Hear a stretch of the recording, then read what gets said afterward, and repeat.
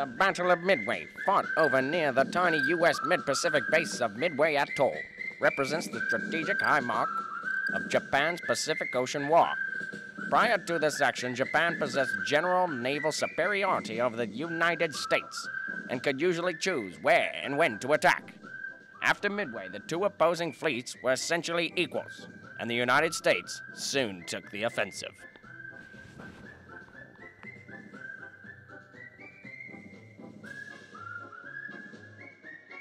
Japan's combined fleet commander, Admiral Isoriko Yamato, moved on Midway in an effort to draw out and destroy the U.S. Pacific Fleet's aircraft carrier striking forces, which had embarrassed the Japanese Navy in mid-April, Doolittle raid on Japan's home islands, and at the Battle of Coral Sea in early May.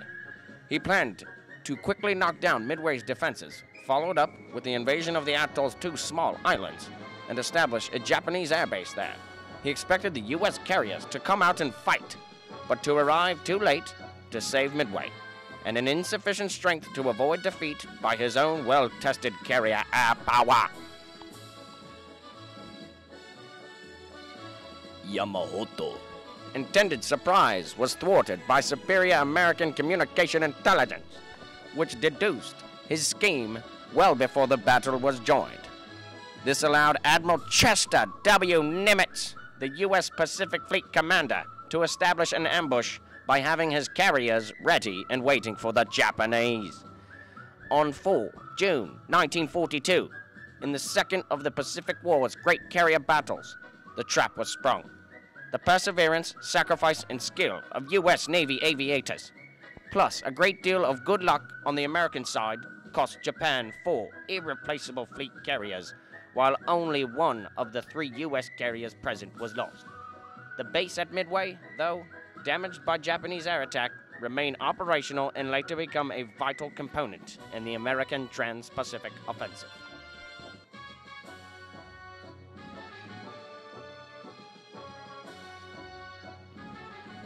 Here is an aerial shot of the Midway Atoll, where the Japanese and U.S. faced off in one of the most pivotal fights in all of the Pacific War.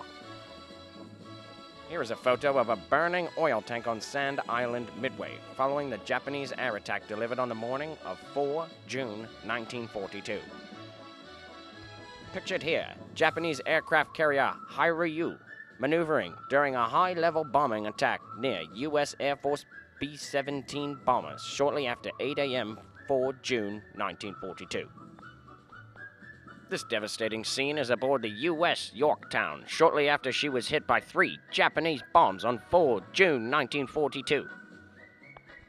Pictured here, General George H. Gay at Pearl Harbor Naval Hospital with nurse and a copy of the Honolulu Star Bulletin newspaper featuring accounts of the battle.